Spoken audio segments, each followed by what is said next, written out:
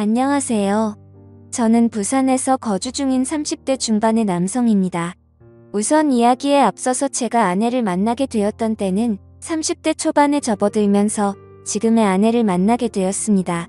요즘 주변의 결혼에 대한 분위기만 보자면 그 당시 30대 초반에 결혼을 하지 않았다고 해서 결혼이 크게 늦었다고 생각해 본 적도 없었고 딱히 연애가 급하지도 않았습니다. 그리고 저는 예전부터 항상 동갑이나 연상만을 추구하며 만나왔었는데 제 아내는 저보다 무려 10살이 어린 20대 초반의 나이에 처음 만나게 되었습니다. 아무튼 아내를 처음 보게 된 그날은 예전 직장에서 친하게 지내던 여자 동생과 오랜만에 만나게 되어서 같이 술을 한잔하고 있었습니다. 그 동생은 저보다 6살이 어린 여자 동생이었고 한참을 술을 마시고 있는데 그 동생에게 갑자기 한 통의 전화가 걸려오더군요. 저는 편하게 전화를 받으라고 제스처를 취하며 말을 했고 동생은 전화를 받고서는 지금 번화가에 있는 술집에서 아는 오빠랑 술을 마시고 있다고 했죠. 그렇게 통화를 하던 중에 동생은 저에게 친하게 지내는 여자 동생이 있는데 오랜만에 잠깐 얼굴 보러 들린다고 하는데 이 자리에 잠시 들려도 괜찮겠냐고 물어보더라고요. 저는 그거에 대해서 별로 관심도 없었고 딱히 상관이 없었기에 그렇게 하라고 대답을 해주었고 통화를 끊은 지 30분도 안 되어서 어려 보이는 여자가 저희 쪽 테이블로 오더군요. 그 여자가 바로 지금의 제 아내였습니다. 첫인상은 정말 어려 보이는 외모에 미모가 훌륭해서 예쁘다라는 생각이 먼저 들더라고요. 하지만 저는 그 당시에 연하에겐 전혀 관심이 없었기에 솔직히 그때는 어려서 예쁜 애라고 생각하고 말았었죠. 그렇게 제 아내와 친한 여동생 그리고 저 이렇게 셋이서 술을 마시기 시작했습니다. 그런데 의도치 않게 친한 여동생이 은근슬쩍 둘 다 솔로인데 잘 어울리는 것 같다는 둥, 이렇게 만난 것도 인연인데 잘 지내보라는 둥, 은근슬쩍 저의 둘을 엮으면서 묘한 분위기를 만들어 가더라고요. 하지만 저는 너무나도 많은 나이 차이 때문에 여성으로 인식을 하지 않으려고 했습니다. 그런데 그때 당시에 제 아내가 오히려 적극적으로 저에게 연락처를 먼저 물어봤고 적극적으로 저에게 관심을 표시하더라고요. 그래서 그냥 분위기나 맞추려나 보다 하고서 재밌게 놀다가 헤어지게 되었습니다. 그렇게 그날 이후 다시는 마주칠 일 없을 거라고 생각했는데 다음날 제 아내에게서 먼저 연락이 왔고 그 이후로도 적극적인 자세로 매일같이 저에게 연락이 오더라고요. 저도 바보가 아닌 이상 아내가 저에게 마음이 있다는 걸 알게 되었고 저 또한 저도 모르게 아내에게 점점 호감이 생겨났습니다. 결국 저희는 차근차근 서로를 더 알아갔고 데이트도 여러 차례 하면서 자연스럽게 연인으로 발전하게 되었습니다. 저는 아내에게 물었었죠. 나이차가 부담되지 않냐고 물어보니까 그런 게 부담이 되었으면 자신이 먼저 연락조차 하지 않았을 거고 처음 볼 때부터 첫눈에 반하게 돼서 설레서 잠도 제대로 못 잤다고 하더라고요. 제가 알던 그저 그런 어린 여자들과는 사뭇 달랐습니다. 세심하게 배려도 잘해주었고 때로는 저보다도 더 성숙한 매력들이 있었죠. 하지만 그때 당시만 해도 저는 결혼에 대한 생각이 전혀 없었기에 매번 그렇듯이 연애를 좀 하다가 말겠지라고 생각을 했었고 솔직히 결혼까지 하리라고는 생각하지 못했습니다. 그렇게 저는 아내를 만나면서 행복하게 연애를 했었죠. 아마 2년 정도 만났을 때였을 겁니다. 처음과는 달리 저는 아내에게 더 많이 빠져들었고 이제는 연애가 아닌 결혼을 해서 가정을 이루고 싶더라고요. 그래서 그동안 못해왔던 얘기들을 하게 되었습니다. 아내는 2년이란 시간 동안 단 한 번도 본인의 집에 대해서 잘 얘기하지 않았고 어머니 얘기를 잘 꺼내지를 않더라고요. 그런 부분들을 보면서 아내의 집안에는 뭔가 말 못할 사연이 있구나 했었습니다. 조심스럽게 저는 아내의 집안에 대해서 물어봤더니 생각보다 아무렇지 않은 듯이 아내는 제게 말을 해주더군요. 아내의 이야기를 들어보니 평범한 삶을 살아오던 저희 집과는 달랐습니다. 저희 부모님은 한평생을 직장에 다니시면서 검소하게 저를 키우신 반면 아내의 아버지는 중견기업에 버금가는 아주 큰 기업을 운영 중이신 분이더라고요. 형제 관계를 물어보자 아내는 장녀였고 10살 어린 여동생이 한 명 있다고 말해줬습니다. 저는 동생이 참 늦둥이라며 농담삼아 부모님께서 금술이 참 좋으신가 보다 말하면서 웃는데 아내의 표정이 참 좋지가 않더라고요. 그래서 저는 뭔가 아차 싶어서 가만히 있었습니다. 한참을 고민하다가 아내는 입을 열었죠. 사실은 자신의 동생은 배다른 동생이라고 하더군요. 아내가 학창시절에 아버지는 자신의 친어머니와 이혼을 하게 되었고 새로 집에 들어온 새엄마와 아버지 간에서 태어났다고 하더라고요. 그래서 아내가 상처가 커서 그동안 집안에 대해서 말을 하지 않았구나 생각했습니다. 그리고 저는 어렵게 자신의 가정사를 말해주는 아내를 행복한 가정을 만들어주고 싶었죠. 제가 여유가 넘치고 훌륭한 남자는 아니었지만 나름대로 다니던 회사도 들으면 알 정도의 기업이었고 연봉도 부족하지 않을 만큼 충분히 많이 받았기에 가정을 이루는데 큰 걱정은 없었습니다. 저는 결혼을 결심하고서 아내에게 프러포즈를 하게 되었습니다. 사실 나이차가 많았기에 제 고백에 부담을 느끼고 거절하지는 않을까 엄청 조마조마했는데 한치의 망설임도 없이 저와의 고백을 수락해주더라고요. 저는 물었습니다. 진짜 나랑 결혼해도 괜찮냐고 물었더니 그럼 결혼하기 싫은 남자랑 여지껏 만나왔겠냐며 웃더라고요. 결국에 제게는 너무나도 고마운 예쁜 아내와 결혼을 하기로 했고 상견례 날짜를 잡기 전 처가댁에 인사를 드리려고 아내의 집으로 찾아뵈었습니다. 아내와 함께 처가댁에 들어서는 순간 저는 깜짝 놀랐습니다. 당연히 잘 사는 집이니까 집이 좋을 줄은 알았는데 생각보다 훨씬 더 좋더라고요. 하지만 집을 보고 놀란 게 아니라 아내의 친구라고 해도 믿을 정도로 아주 예쁜 미모의 여성이 있었는데 그분이 바로 장모님이라고 하더라고요. 재혼을 했기에 또래의 여자와 했겠거니 했는데 제 생각은 완전 빗나갔던 거죠. 솔직히 장인어른과 장모님이 나란히 서서 계신 모습을 보고 있으니 부부 사이가 아니라 부녀지간이라고 보는 게 맞다고 볼 정도였으니깐요. 놀란 마음을 진정시키면서 인사를 드렸고 다 같이 식사를 하는데 장인어른이 대뜸 저에게 나이를 물어보시더라고요. 제 나이를 말씀드리자 장인어른의 인상이 약간 안 좋아지는 게 느껴지더군요. 그러면서 저와 아내의 나이 차이가 너무 심하게 나는 게 아니냐고 말하더라고요. 그 말에 내로남불도 정도가 있지라는 생각에 기분이 좋지는 않았습니다. 아무튼 장인어른이 그 말을 하자 옆에 있던 장모님이 당신은 우리도 나이차가 많이 나면서 왜 무한하게 그런 말을 하냐면서 핀잔을 주시는데 그 모습을 보고 있자니 속이 시원했었죠. 그러자 장인어른은 기분 나빴으면 미안하다며 섭섭한 감정 갖지 말라고 하셨습니다. 근데 사실 장인어른의 말은 그저 흘려들었고 장모님을 가만히 보고 있자니 너무 묘한 느낌이 들더라고요. 그 어려 보이는 얼굴로 저를 사위라고 부르는데 엄청 어색한 기분이 들더라고요. 게다가 말이 없는 장인어른을 대신해서 제게 이것저것 질문도 해주시고 엄청 친절하셔서 너무 감사했고 기분이 좋게 해주는 분이구나 생각을 했죠. 그렇게 저는 그날 최선을 다해서 장모님에게 깍듯이 대했습니다. 식사를 마친 뒤에는 처가댁에 인사를 드리고 나왔고 아내와 잠시 산책을 하면서 조심스럽게 물어봤습니다. 장모님이 너무 어린 것 같아서 깜짝 놀랬다며 나이가 어떻게 되냐고 물어봤죠. 아니나 다를까 장모님은 40대 초반의 어린 나이였습니다. 그 말에 이게 무슨 조화인 건가 싶더라고요. 왜냐하면 저와 아내의 나이 차이보다 장모님과 저의 나이 차이가 더 작았으니 말이죠. 저는 대수롭지 않다는 듯이 아내에게 말했습니다. 어쩐지 나이가 좀 어려 보이더니 생각보다 젊으시구나 라고 했더니 아내의 표정이 갑자기 어두워지면서 다 자신의 아빠 돈으로 성형외과나 다니고 피부과에 돈을 펑펑 써서 만들어진 거라고 말하더군요. 그런 아내의 대답을 듣고는 아내가 장모님을 별로 좋아하지 않는구나 라는 걸 바로 깨달았고 저는 조용히 그렇구나 하면서 더 이상은 장모님 이야기에 대해선 한마디도 하지를 않았습니다. 그러자 아내는 제 반응을 보고는 내심 신경이 쓰였는지 본인이 알아서 말을 해줬습니다.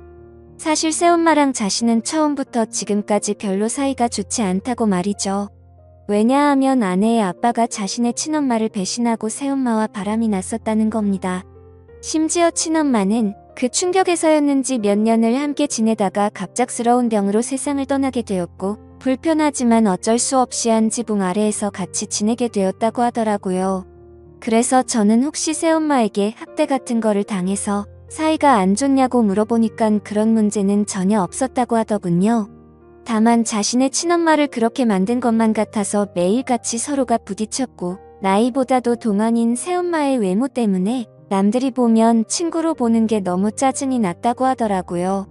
애초에 내 나이 때도 남자로 느끼고 남편으로 생각하는데 오빠가 동갑내기처럼 생각할 정도면 자기도 그런 느낌이 안 들겠냐고 말하더군요. 그런 아내의 말을 듣고 나니 충분히 그럴 만도 하겠다 싶었습니다. 뭐 그래도 아내가 학대를 당했던 것도 아니고 그저 주변 시선이 이상한 거면 어쩔 수 없겠다 생각하고 넘어갔었습니다. 그리고 얼마 지나지 않아 상견례를 하게 된 날, 저는 저희 부모님께서 놀라지 않으시도록 미리 대충은 말씀드렸지만 그걸 인지한 상태로 보았음에도 제 부모님은 누가 봐도 당황했다라는 기색을 보이시더라고요. 끝나고 나서 저한테 물어보시더군요. 장모 되시는 분이 너보다 어리게 보이던데 장모님 대우 제대로 할 수 있겠냐고 물으셨습니다. 저는 그때 당시에 별 생각 없이 전혀 걱정 말라고 대답을 드렸죠. 그 이후로는 저와 제 아내의 결혼 계획은 별탈 없이 무난하게 흘러갔습니다. 준비 과정에 알게 되었는데 장인어른은 자신이 젊은 날의 잘못을 스스로 잘 아시기 때문인지 제 아내를 무지하게 아꼈습니다. 그걸 느낄 수 있었던 게 결혼식장이랑 집 혼수 예물 등을 준비할 때였는데 장인어른은 앞으로 집은 어떻게 할 거냐고 물으시기에 저는 제가 그동안 모았던 돈 2억 정도 되고 본가에서 1억 정도 도움을 받게 되면 3억으로 대출 좀 더 받아서 전셋집을 하나 들어가려고 한다고 말씀드렸습니다. 그러자 장인어른은 아파트 한 채도 그냥 해주시겠다고 말씀하시더니 저보고 혼수랑 결혼 비용이든 전부 다 견적을 뽑아 오라고 하시더군요.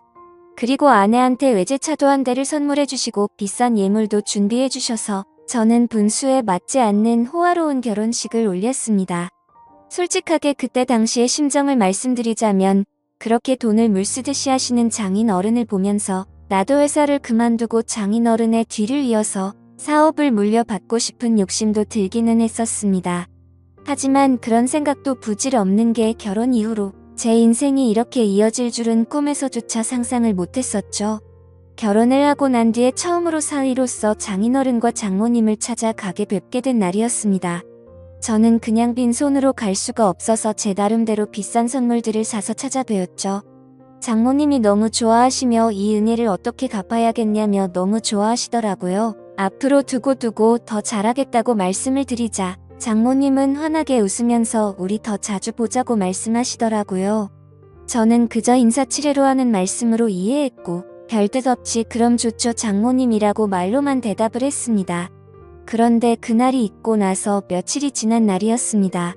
회사에서 정신없이 업무를 보던 중에 갑자기 장모님에게서 부재중 전화가 여러 차례 와 있더라고요. 저는 무슨 일이 일어난 건지 깜짝 놀라서 곧바로 전화를 드렸습니다.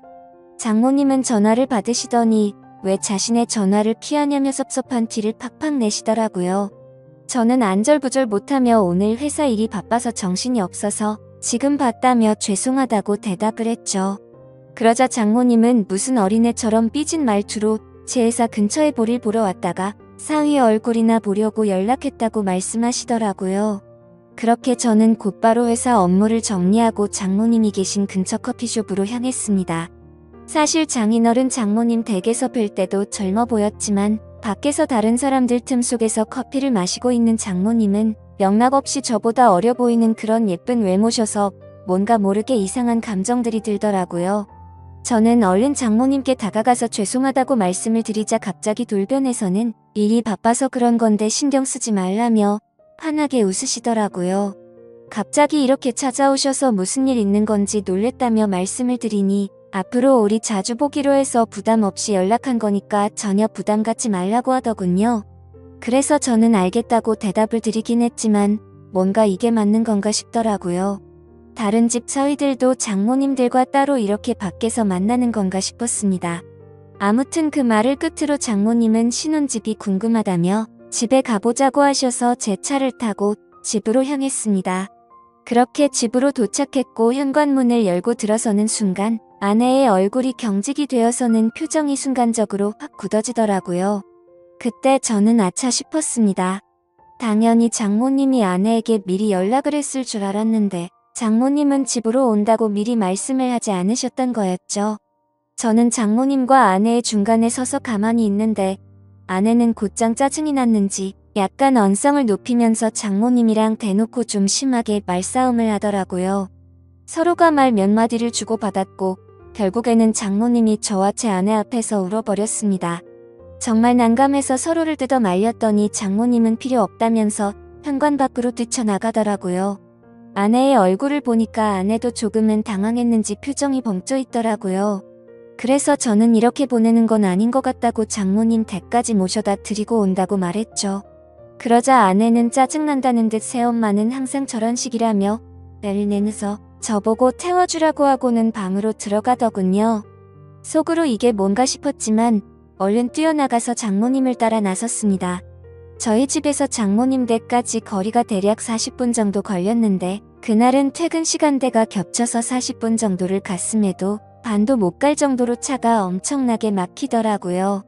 장모님과 저는 밥도 먹지 못한 상태였는데 장모님은 배가 고프다면서 저에게 투정을 부리기 시작했습니다. 그 모습을 보고 있자니 지금 장모님과 있는 건지 여자친구랑 있는 건지 헷갈릴 정도가 되더군요. 저는 장모님께 금방 차 뚫리니 조금만 기다려달라고 같은 대답만 반복했고 그때 때마침 장모님의 휴대폰이 울리더니 장인어른에게서 전화가 왔습니다. 그러자 장모님은 전화를 받더니 오늘 있었던 일을 장인어른께 다 말씀을 드리더라고요. 나 지금 딸한테 구박받고 쫓겨나서 지금 밥도 못 먹고 배고파 죽겠다면서 사위한테 배고프다고 했는데도 자꾸만 기다리라고 해서 짜증난다고 제 앞에서 대놓고 말했습니다. 이건 또 무슨 일인가 싶어 벙쪄서 있는데 장모님은 휴대폰을 건네면서 받아보라더군요. 저는 너무 당황해서 갓길에 차를 세워두고 전화를 받았습니다. 장인어른은 제 말을 들을 생각이 전혀 없다는 듯 화가 나셔서는 장모님 대우를 누가 그따위로 하냐고 혼을 내시더라고요. 어떻게 장모가 아내랑 싸우는데 말리지도 않고 밥도 한 끼 안 먹이고 쫓아내냐고 소리를 지르는데 저는 연신 죄송하다고 대답만 하고 있었습니다. 장인어른은 이따위로 굴면 너희 둘 다 절대 용서 안 할 거라고 호통을 치셨고 장모님 드시고 싶은 걸로 식사부터 대접하라고 하셔서 알겠다고 하고 통화를 끊었습니다. 저는 장모님께도 제가 생각이 짧았다며 죄송하다고 말씀을 드렸고 곧바로 근처에 있는 식당으로 간다고 말씀을 드렸죠. 그런데 장모님은 자신이 자주 가는 맛있는 레스토랑 이름을 이야기하면서 꼭 거기서 밥을 먹고 싶다고 내비게이션을 찍으라고 하시더라고요. 저는 그래서 장모님이 말씀해주신 레스토랑을 검색해보니 위치가 장인어른 댁보다도 더 가야 하는 곳에 위치한 곳이더군요. 조금 전까지만 해도 배고프다고 난리를 치더니 무슨 생각으로 이러는 거지 싶었습니다.